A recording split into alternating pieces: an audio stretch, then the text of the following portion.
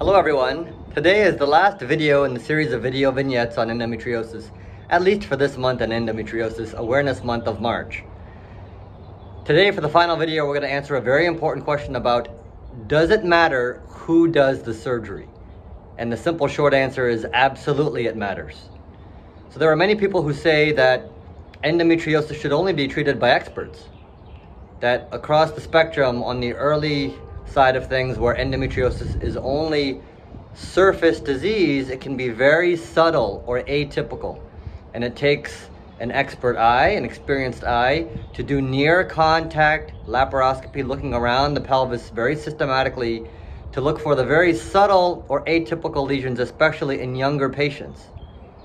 And on the other side of the spectrum where it's very advanced, it takes a whole team to remove advanced disease like endometriomas or nodules or bowel disease involving the bowel that requires a bowel resection, things like that, when everything is all stuck.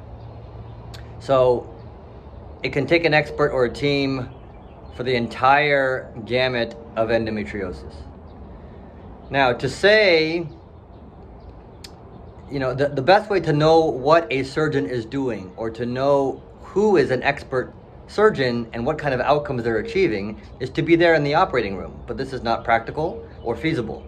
So as a surrogate, or instead, I'm going to offer some guidelines or benchmarks on what I think one should look for in trying to choose a surgeon. And these are my own guidelines and own benchmarks. So first off, as a surrogate for being in the OR, a great way to know what a surgeon is doing is to review unedited surgical videos. And this is finally here. There's an initiative called I Care Better, where 3 experts review unedited videos of a surgeon to determine what kind of outcomes they're achieving. Are they evaluating the pelvis very well and systematically for endometriosis? And in the end, is the end result an optimal excision result? So that is an excellent initiative, which after many attempts at trying to form some kind of certification or vetting system for surgeons, this kind of system is here through I Care Better. Not all expert surgeons have gone through I Care Better, but that is a good start, and that is one thing that we can point to.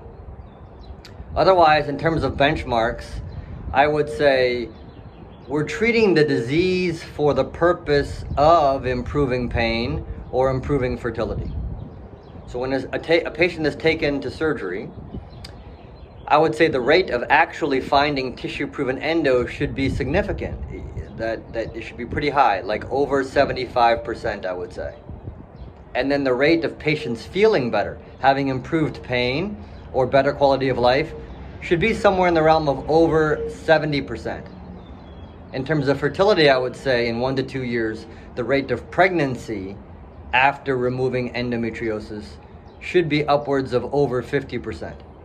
Those are just, again, some guidelines. Now, if optimal excision of the disease is achieved, the rate of finding endo again should be very low as a disease.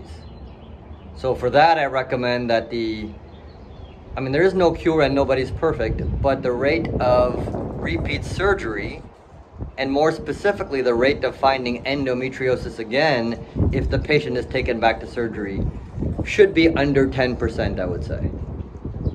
Also, volume matters. So the more a surgeon does surgery, the less there should be a rate of complications. I would say the rate of complications should be under 5%. Lastly, a point I would say is, for best outcomes for fertility and for pain, adhesion prevention is very important. So the surgeon should be well versed in all the different ways to prevent adhesions, including reconstruction of organs such as the ovary, and or using barriers or fluids to help prevent adhesions. The last point I would want to make is, here we're talking about treating endometriosis as a disease. And when you do that and do that well, the rate of recurrence of the disease, as we discussed, should be very low. But we're treating the disease for outcomes such as pain or fertility. And most patients, when you treat the endo well, pain improves and fertility improves. That said, there's oftentimes other things on the pain side, other factors or sources of pain that have to be addressed for best results for pain. And similarly, on the fertility side, while treating endo helps fertility and improves chances of fertility, absolutely, there's oftentimes other factors or other things that have to be addressed on the fertility side for best results for fertility. So hope that is helpful. We may have more to come. If you wanted to pose some questions or other things that you think I should talk about, please do that. Have a great rest of the month. Thanks.